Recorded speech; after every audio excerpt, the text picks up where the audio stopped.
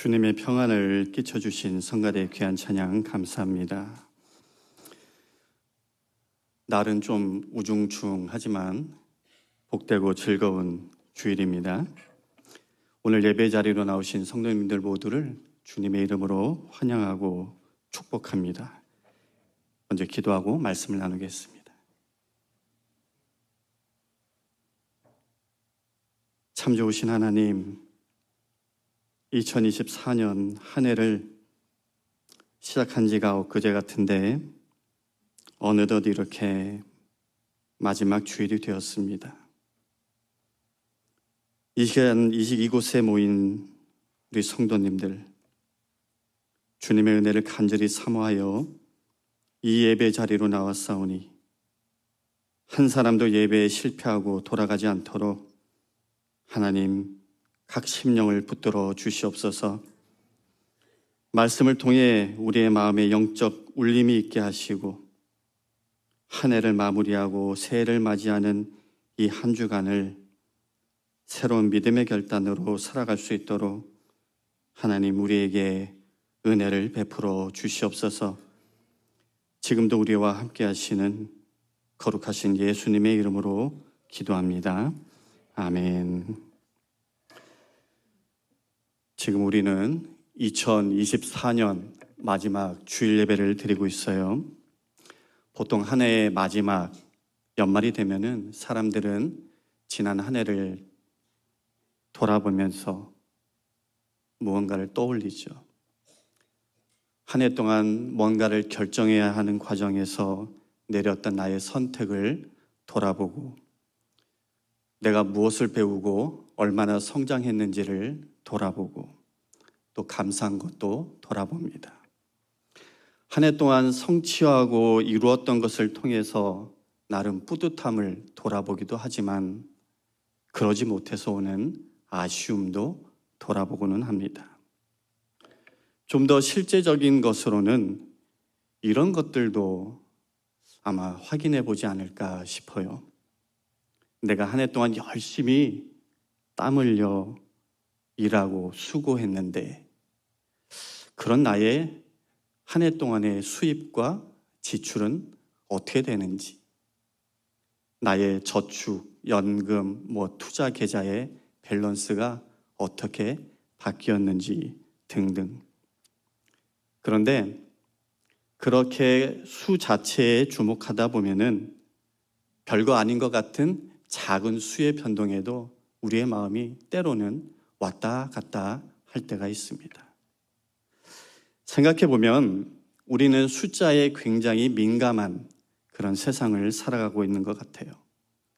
요즘 많이 보시는 유튜브 같은 경우에 구독자가 몇 명인지, 그리고 영상을 올리게 되면 조회수가 얼마나 되는지, 그리고 인스타그램 같은 SNS 하시는 분들이 많이 계실 텐데 팔로워가 몇 명인지, 그런 것들이 중요한 지표로 여겨지고 있죠. 그 밖에 출산율, 올해 테슬라의 일론 머스크가 한국의 출산율을 언급했다라고 해요.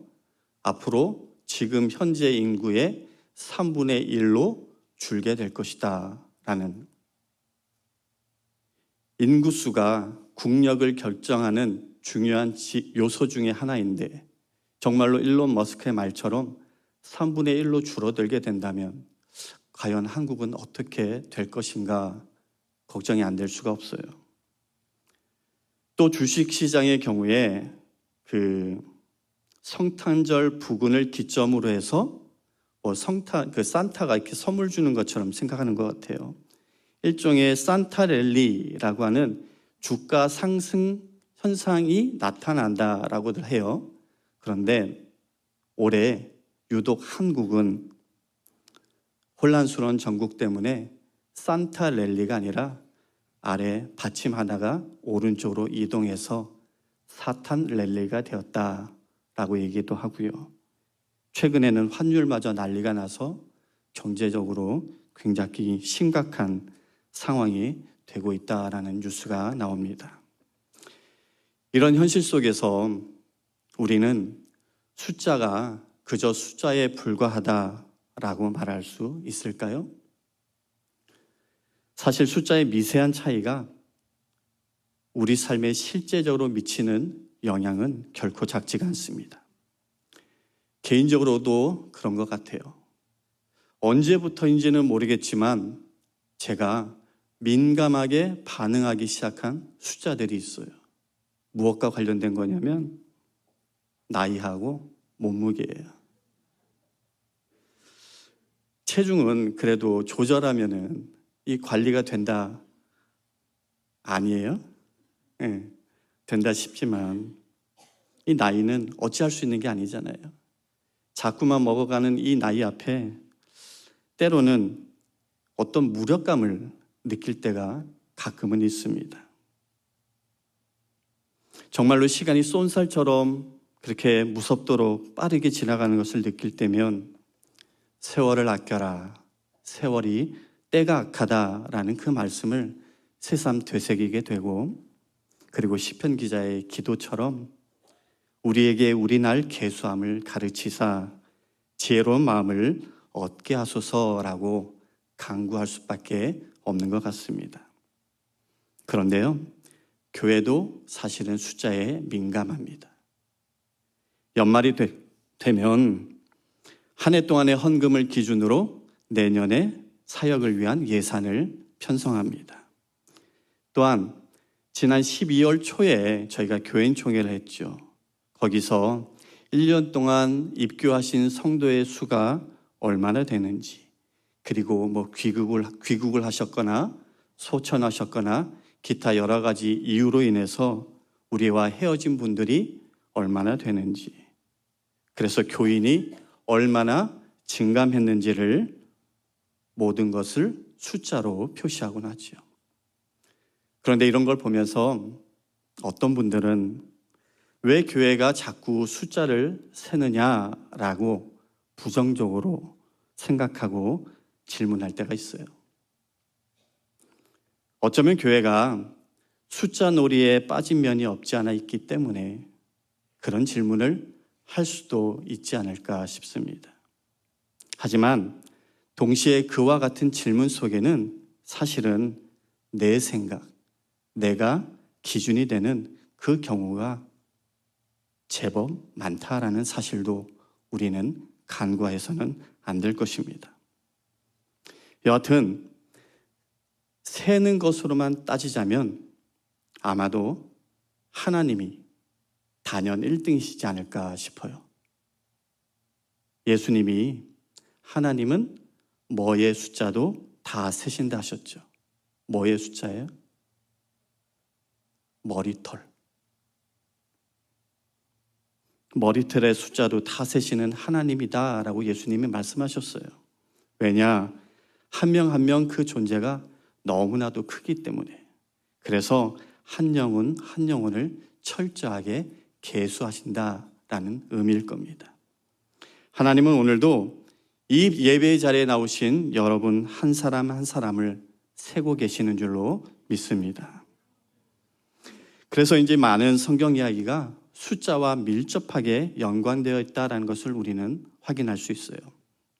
예를 들면 예수님이 행하신 기적 가운데 오병이어, 고작 떡 5개, 물고기 2마리로 몇 명을 먹이셨어요? 5,000명. 그리고 남은 광주리가 12바구니. 이렇게 모든 게 숫자인데 이걸 두고 왜 하나님은, 왜 성경은 숫자에 집착하나라고 할 수 있겠어요? 여러분, 숫자가 왜 중요할까요? 그것은 숫자는 언제나 숫자 그 이상의 의미를 담고 있기 때문입니다. 그래서 세상을 사는 데 있어서 숫자의 이면을 읽어내는 그 능력은 더없이 중요한 요소가 되어가고 있습니다.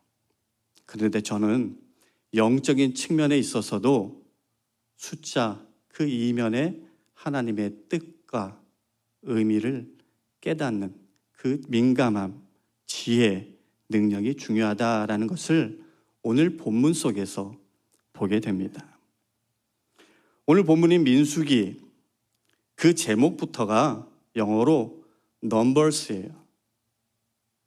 그런데 원래 민수기의 이름은 히브리어 성경에 보면은 베 미드바르 혹은 바 미드바르라고 해서 번역하면은 광야에서입니다.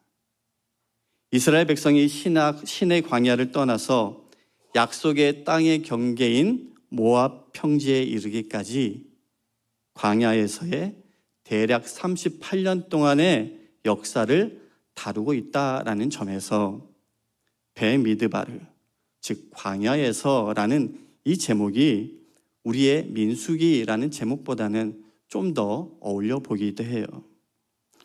그렇다면 성경에서의 이 히브리어 성경에서의 광야에서가 아니라 왜 민수기라고 불려지게 된 것일까? 아시는 분도 계시겠지만 혹 모르거나 기억이 나지 않는 분들을 위해서 성경 상식 차원에서 잠깐 말씀드리면 히브리어 성경을 헬라어 성경으로 번역한 70인역, 그 신학교에서는 셉투아진트라고 불러요. 그런 성경이 있어요. 그 70인역이 만들어질 때에 민수기의 이름을 헬라어로 아리스모이라고 붙였는데 이 아리스모이를 직역하면 numbers, 숫자들이에요.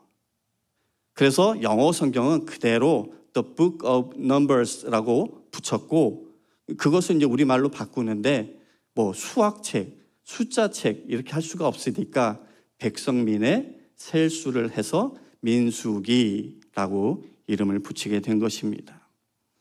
오늘 봉독한 본문의 내용이 바로 이 제목과 일치하는데요. 이제 본문을 한번 살펴보겠습니다.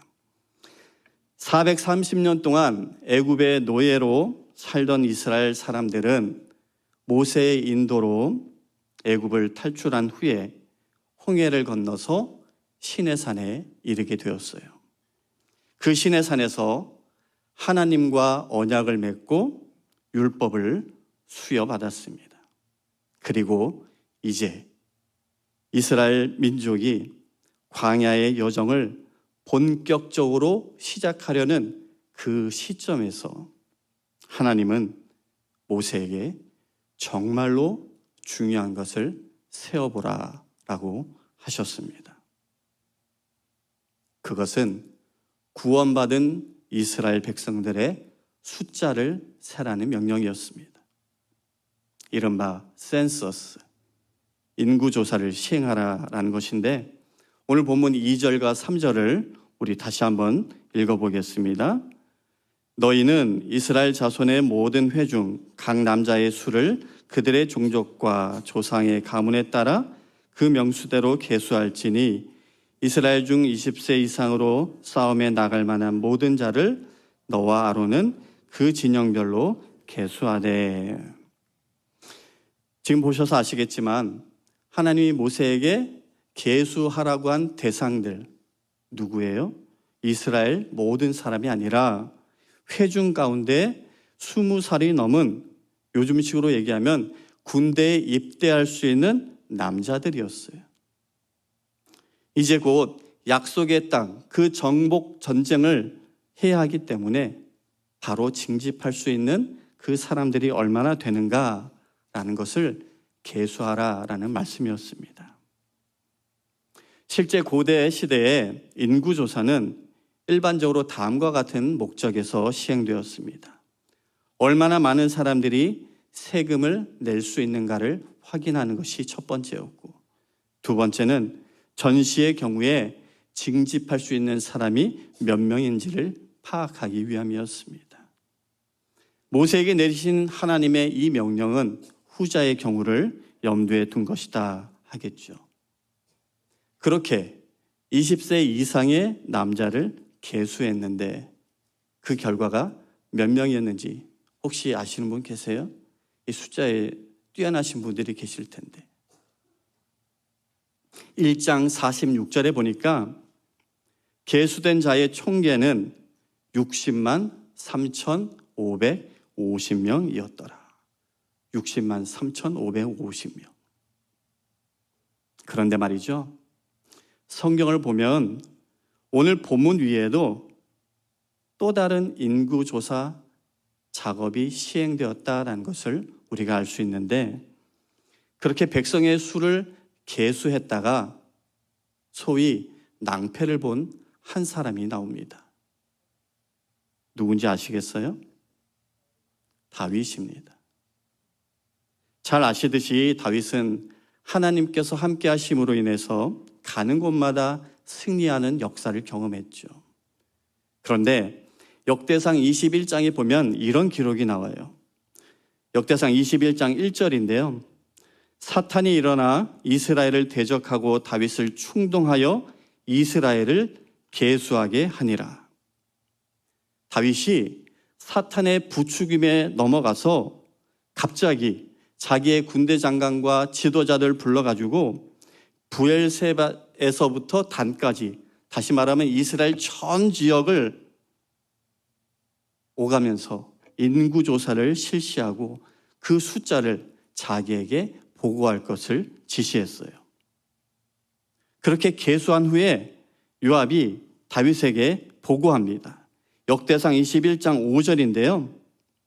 요압이 백성의 수요를 다윗에게 보고하니 이스라엘 중에 칼을 뺄 만한 자가 110만 명이요 유다 중에 칼을 뺄 만한 자가 47만 명이라. 합치면 몇이에요? 157만 명이라는 엄청난 병력을 확인하게 된 거예요. 앞서 모세가 계수한 자가 몇 명이었다고 했어요? 60만 3,550명. 그런데 다윗은 157만. 엄청난 차이죠. 모세 인구 숫자에 비해서 2배가 훌쩍 넘는 그 엄청난 병력이 자기에게 있다라는 것을 다윗은 확인할 수 있었습니다. 사실 다윗이 인구조사 명령을 내렸을 때 그의 군대 장관이었던 요압은 그러지 말라고 만류했어요.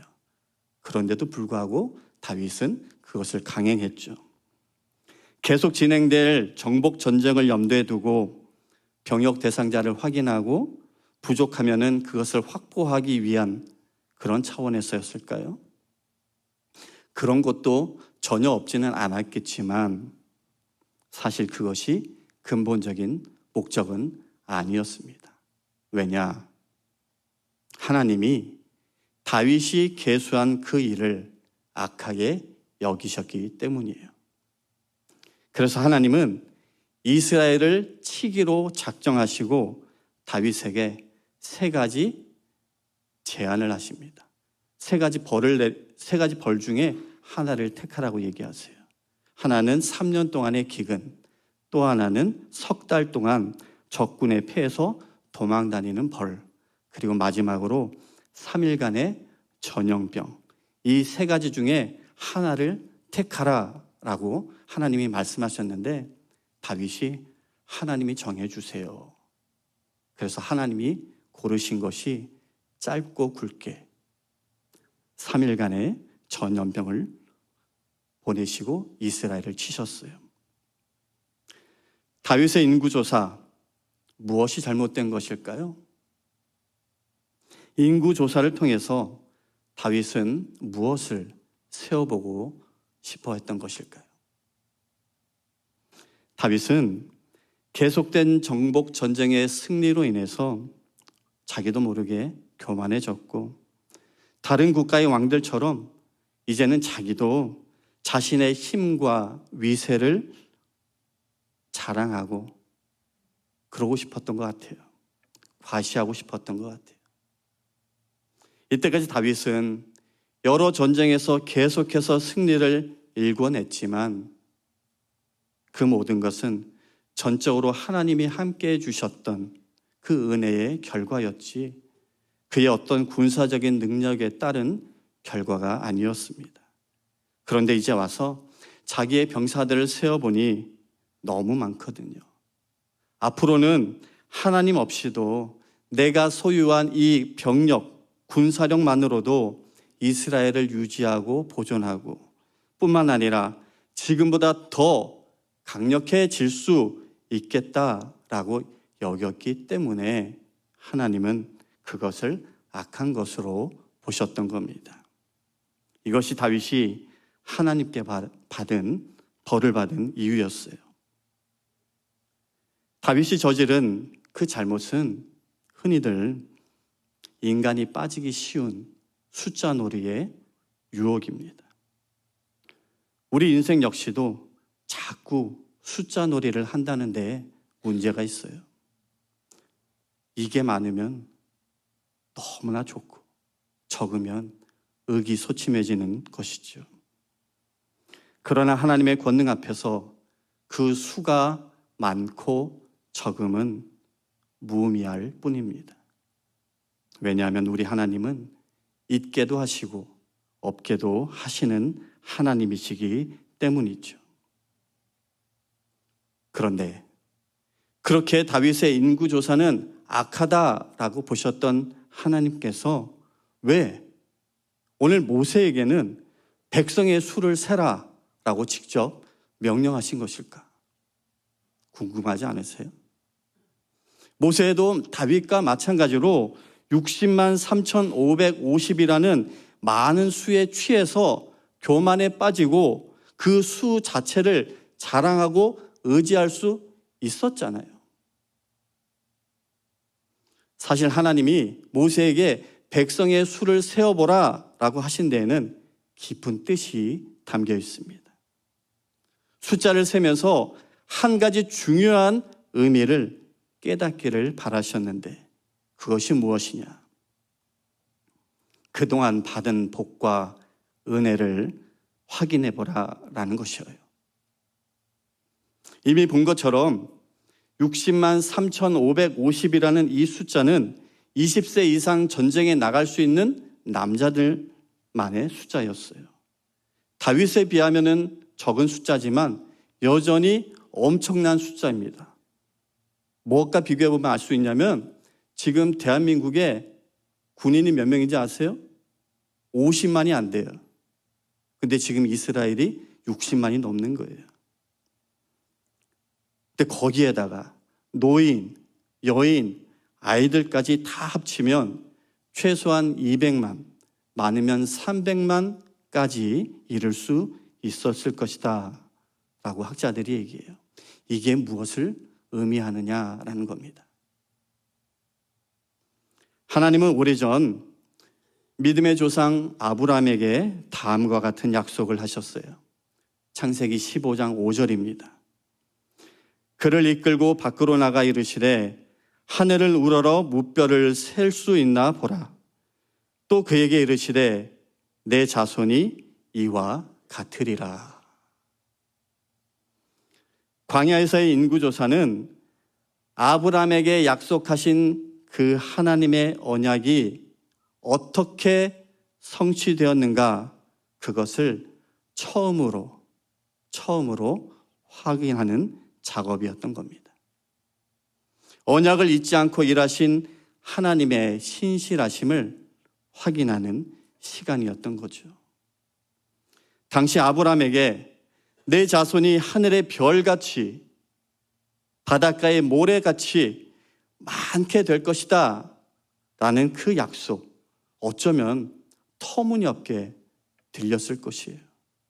그런데 그 약속이 신실하게 이루어져서 지금 200만, 300만에 달하는 정말로 하늘의 별같이 많은 이스라엘 자손이 이루어지게 된 것이죠.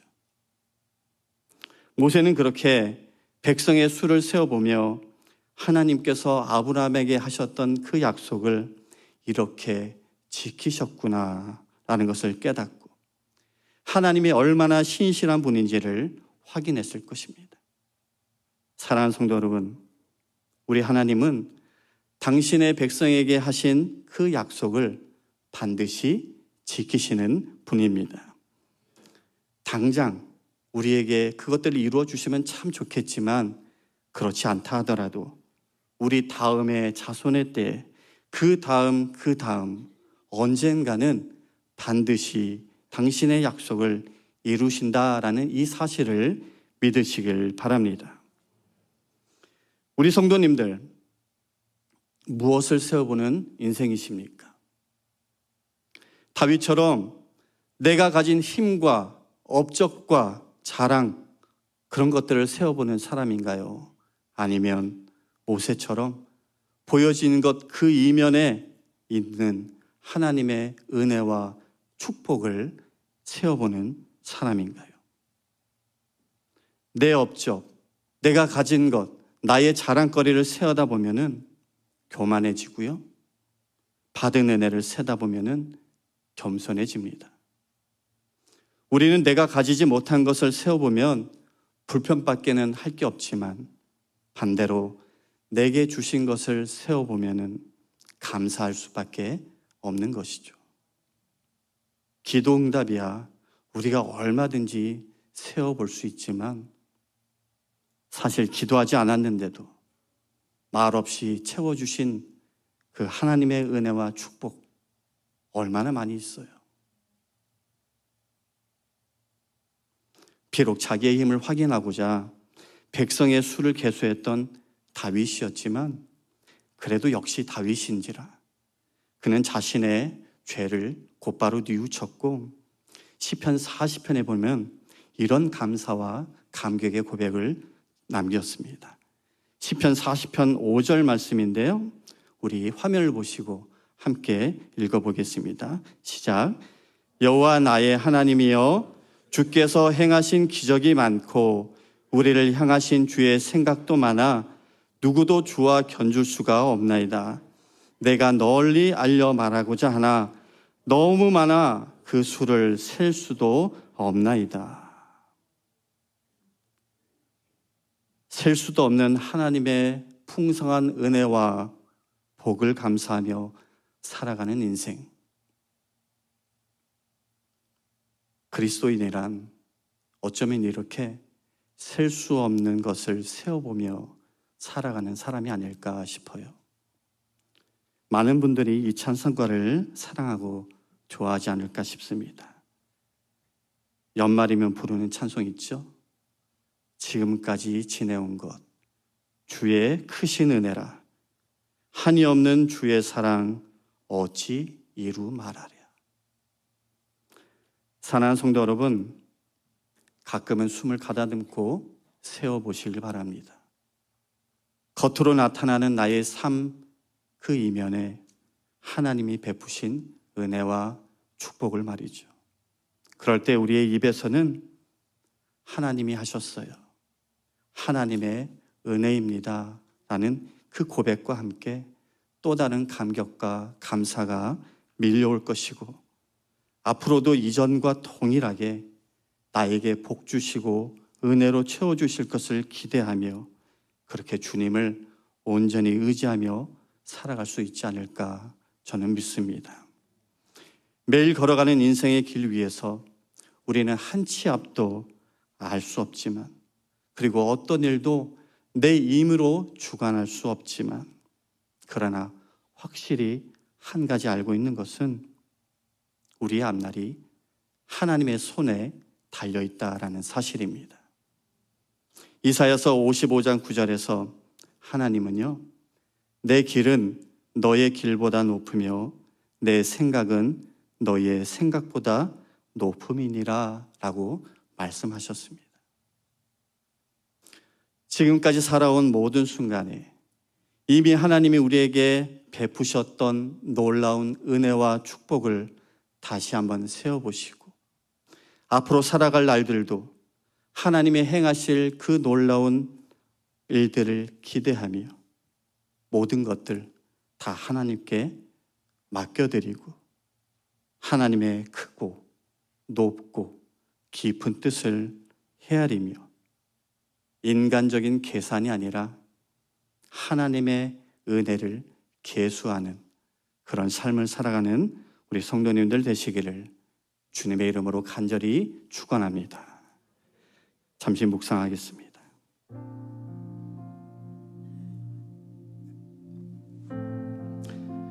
다윗은 자신의 힘을 세웠고 모세는 하나님의 은혜를 세웠습니다. 다윗은 자신이 얼마나 대단한 사람인지를 증명하기 위한 그런 증빙 자료가 필요해서 백성의 수를 세웠지만, 모세는 인구 조사를 통해서 언약을 반드시 이루시는 하나님의 놀라운 신실하심과 은혜와 축복을 세웠습니다. 과연 나는 무엇을 세워보는 사람인지 이 시간 조용히 묵상해 보시길 바랍니다.